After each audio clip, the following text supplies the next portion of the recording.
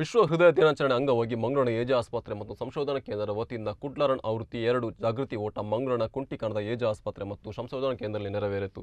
ಕುಡ್ಲರನ್ ಆವೃತ್ತಿ 2 ಜಾಗೃತಿ ಓಟಕ್ಕೆ ಏಜೆ ಆಸ್ಪತ್ರೆ ವೈದ್ಯಕೀಯ ನಿರ್ದೇಶಕ ಡಾಕ್ಟರ್ ಪ್ರಶಾಂತ್ ಮಾಲಾ ಚಾಲನೆ ನೀಡಿದರು. ಈ ವೇಳೆ ಭರತನಾಟ್ಯದಲ್ಲಿ golden book of world records ಸಾಧನೆಗೈದ ರೆಮೋನಾ ಇವೆಟ್ಟ ಪಿರೇರಾ, ಮಾಸ್ಟರ್ ಕೌಶಿಕ್, ಸುಮಾ ನಾಯಕ್, ಫ್ರಾನ್ಸಿಸ್ ಮ್ಯಾಕ್ಸಿಮ್ ಮೋರಸ್ ಅವರನ್ನು ಸನ್ಮಾನಿಸಲಾಯಿತು.